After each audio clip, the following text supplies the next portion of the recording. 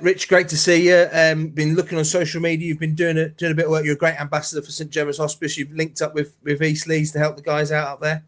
Yeah, great initiative, mate. Obviously, all the sporting clubs are closed at the minute, and I've got a great relationship with East Leeds, being my amateur club, and they reached out to me and said they had a lot of surplus stock that was just sort of going to waste, really, and thought it'd be a real nice gesture if I could put it to good use to take up to St Gemma's, which was, as everyone knows, is a charity in a place dear to my heart. So been doing that this morning.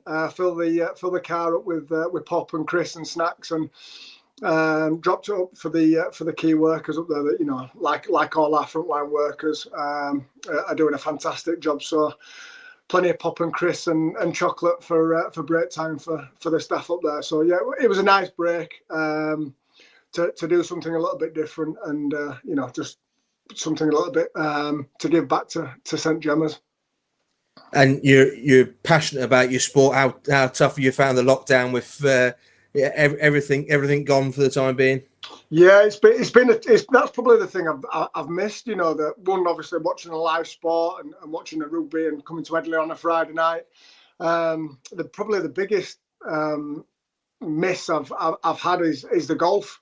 I've missed but the golf courses have opened this week as of Wednesday, so I reckon I was the earliest player out in England. I was out at 6:10 up at Morellerton on Wednesday morning. So at least that's back.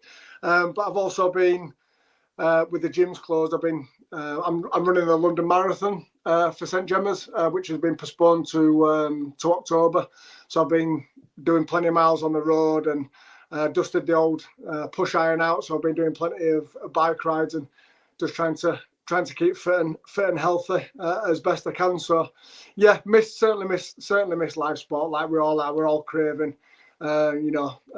watching our teams playing in packed stadiums and the atmosphere that brings, but also just trying to keep fit and healthy and use this enforced sort of lockdown as productively as possible, and try and stay away from the fridge as much as possible as well. It's great stuff. If we can look back to your career as a Leeds lad and a Leeds supporter, how special was it you first of all to sign for the club and then to break into the first team? Yeah, it was unbelievable, mate. I think it's been really well documented, the golden generation as it's now become synonymous with. I think the fact that we all came through together, that group, and there's the backstory, not just signing for Leeds, but we'd all played together from Leeds schoolboys to Yorkshire to England, and then all made the journey all together, and then all sort of got our chance to make our debuts in dribs and drabs. Obviously Kevin and Jones had been the first, and then probably out of our age group, Rob and Danny Maggs, and then Bales and myself and Chev. And within that sort of 3 or 4 year period, that transitional period from around 2000 till we all came through and ultimately won it in 04 was special, because we'd had all those many years playing as on fields and amateur grounds, and it sounds quite corny and cliche, but we're all best mates. But then to do it all to come through and play for the Rhinos, the side that we supported and dreamed of playing as kids, was special. None of us ever took it for granted, and the fact that we could run out all together as best mates representing our club in front of a packed house on a Friday night at Headingley was, dream. What dreams are made of, and to say we went and achieved some fantastic things as a group, made some unbelievable memories. I think I'd seen some interviews you've done with Kevin and different players. I think to say that we're all still close, even now when we're all retired and all creaking and not what we were, just shows you how close that bond was. And it wasn't just the young players coming through. There was a great bond within the squad, even people who were coming in. I think someone who, in particular, Gary Connolly, who was synonymous with St Helens and Wigan in particular, when he arrived those 2 years, for you especially, he was a great mentor for you. It really was. Obviously, I could have taken it, and I was only young. He signed in '03, and Darryl signed him in '03 to play fullback. Obviously, my position. And at first, I'm thinking it's Gary Connolly. He's a legend of the game, and thinking, is my path blocked a little bit here? But one thing I'll say about Gaz, he took me under his wing, both on the field and off the field, and he passed on every ounce of knowledge. I think he realised the sort of the next generation coming through, and the time he spent with me, teaching me things and just giving me advice on the training fields at Kirkstall, but also away from the game. He's still a good friend of mine now. But what a gentleman, what a teammate, and to say sort of I was snapping at his heels and he was coming to the end. Some players could be a little bit hesitant and a little bit bitter, or try and keep you pegged back. He couldn't have been polar opposite to that. He was fantastic. So he sort of, if anything, accelerated my development. I was snapping at his heels. I wanted his shirt in the nicest possible way, but he was open to that as well. And it was great. And sort of the story, as I got my chance, really, I made my debut on the wing outside Keith. I was never a wing. I was never that fast enough to be on the wing, but Powell put me in to give me a taste of first team action, and then I played quite a few games here, there and everywhere, filling in. But my real breakthrough came when Gary unfortunately got injured, but fortunate for myself. And I'll never forget it. Tony Smith pulled me to one side at Kirkstall and said to me, he's starting this week. Obviously, Gaz is injured. He said, but that shirt's yours as long as you deserve it. And I never looked back and kept my shirt for the rest of that season and beyond. And when you think back to that grand final night, the long wait to win the title, but particularly for Leeds lads, how special was that night? Yeah, it was special, Phil. It was a culmination of, we were unbelievable that year. We blew everyone away in the league. We just played a brand of rugby that I've not seen played before or since. Some of the nights, it gives me sort of tingles thinking about it now. Some of the performances and the way we played, the way Tony encouraged us to play, but some of the talent we had in the side with Ali Lawatiti, Danny Maggs, Marcus By, Keith, just some Kev, list could go on, but it was actually the brand that we played with. So we played really, really well all season, won the league leaders by a fair way. But what sort of sticks in my mind, we actually got beat in the qualifying semi against Bradford again the week after to get to the grand final. So to beat Wigan and then to get to the big dance and get to Old Trafford, it just seemed, I don't know if it's time now when you look back, and it just seemed like it was a given. We were confident in what we'd done all year. We were confident, we were fearless. I just turned 20, Danny and Rob were only 21, it was a really young squad against a really experienced Bulls side who dominated Super League for the early 2000s. And it was just amazing, the fans, the sounds, I can picture it now.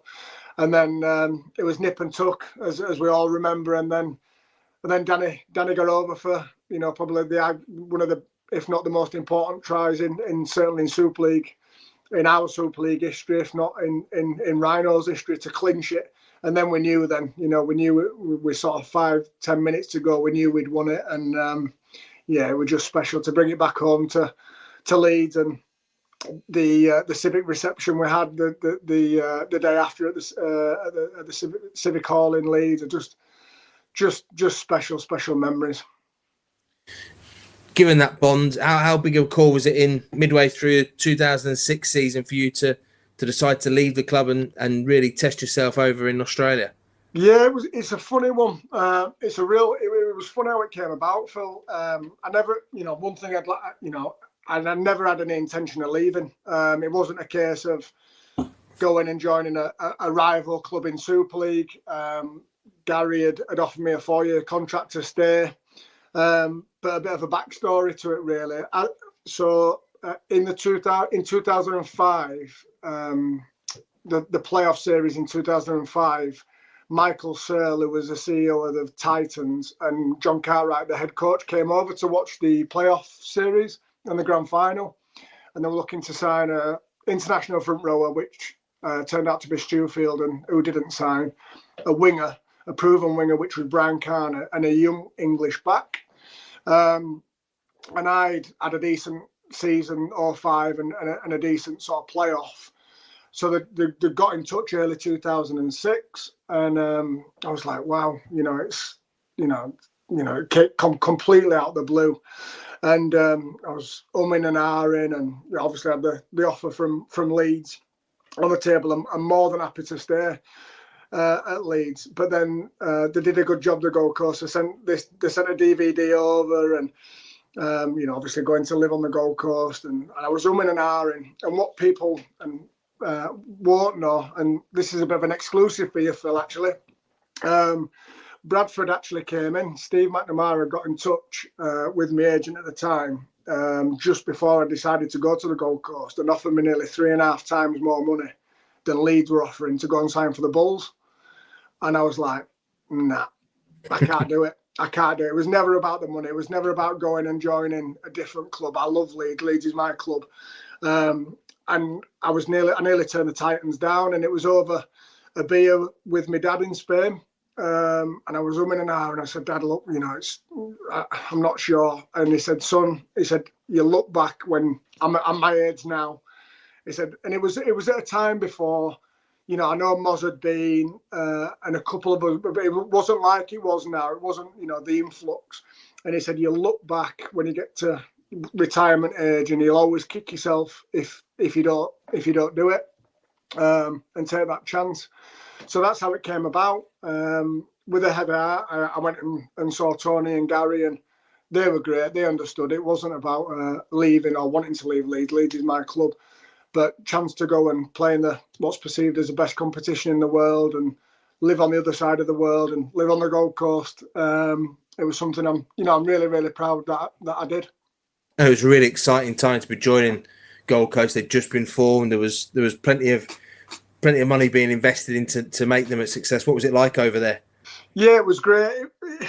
I probably look back, and people will look back, and I didn't play that many games actually for the Titans. It was a franchise. It was part of that. That's what lured me as well. It was a startup club. It was going to be there. It was the foundation year. It was the chance to be part of something really, really special. And the infrastructure, and basically it was like Premier League football over here. Living on the Gold Coast, the facilities were unbelievable. My time, I absolutely loved it, but in terms of playing, and it was probably a little bit tainted, because the Leeds were going to announce it, and the Titans were going to announce it on the Monday morning, and we played Hull on the Friday night, and I did my cruciate on the Friday night. We played Hull at home at Headingley, and I did my left cruciate.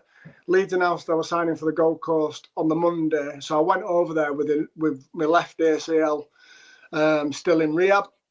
Anyone who's had an ACL knows how tough they are to get back from. But I managed to battle back. When they looked after me fantastically well. The setup, the facilities, the way the house and everything, that I couldn't have asked for more. Just unfortunate I went over there carrying that ACL. Proud that I got back fit, played 4 or 5 games for Burley Bears. Great sort of local feeder club for the Titans, and then got my shot in first grade. But then sod's law, looking at it, I've managed to get my feet in under the table, played 6 or 7 first grade games for the Titans, started to find some form, and then did my right cruciate within 7 games. So I did my left and my right cruciate within 18 months. So it was, from a playing perspective, it was tough. Obviously gone over there to try and achieve my dreams. I'm proud to say I managed to play in the NRL, but didn't really quite work out as as well as I'd anticipated or expected. But saying that, the club were fantastic. Michael Searle, who I mentioned just before, and was fantastic. I got the best medical care, and yeah, it was just an unfortunate injury to have. What was that original group of players like? Because it must be a strange situation. We talked about new players coming into a group, but everyone being new. How did it all gel together? Yeah, it was funny. We because everyone come.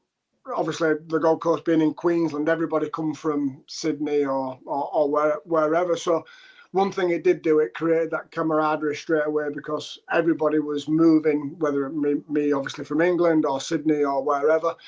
So the club were fantastic in building the relationships, a lot of events together with partners and children, and tried to make it a real family orientated club.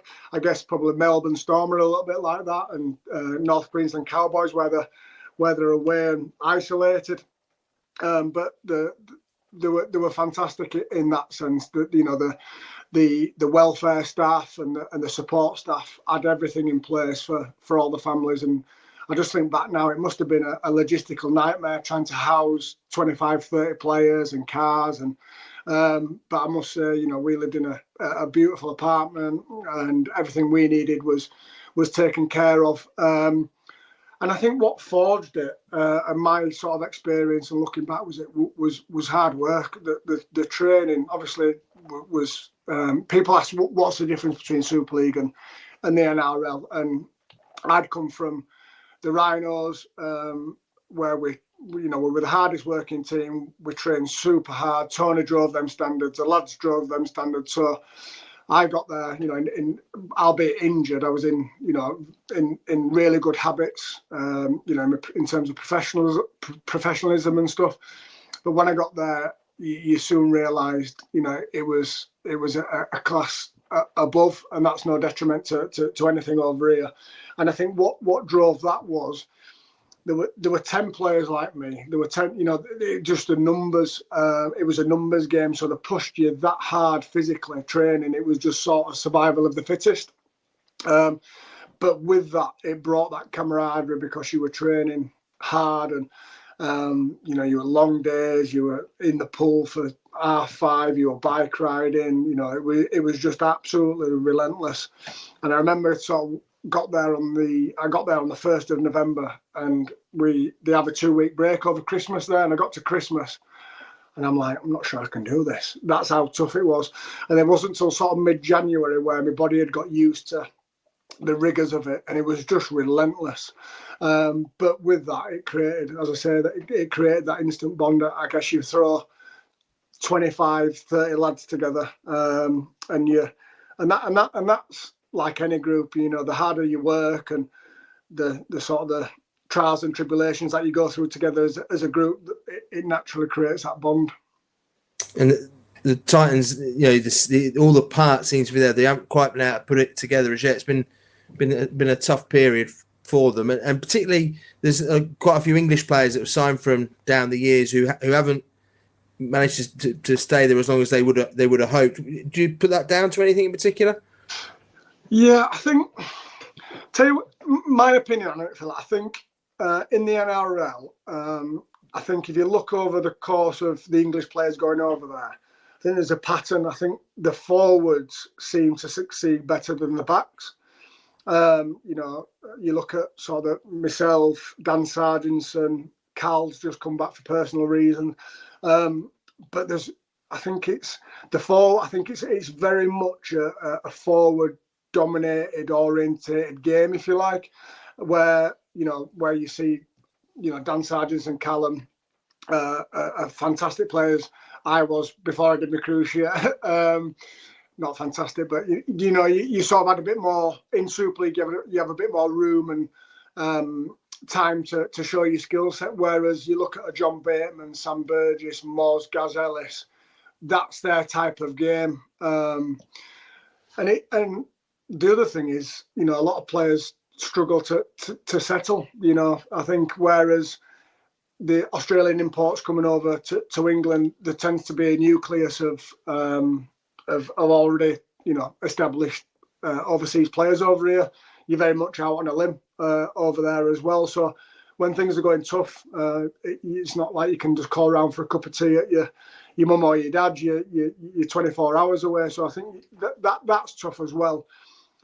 And quite simply, to put it bluntly, if you're not performing, you're out. And that's the thing I realised is it is ruthless. So because for every centre, there's 3 or 4 waiting for your position, or every fullback. So you've got to be on every single week. And I think that's the big difference, where, no disrespect over here, and the squads aren't big enough, and obviously, where if you don't have a good game one week, or it runs into 2 or 3 weeks out of form, you're still in the team and you'll get that form back. Where it's that cutthroat over there, you're back in reserve grade, or you're back playing for Burley Bears, and it's tough. If you've been an established player over here, I've won grand finals, and Callum's won however many, and Dan Sargentson.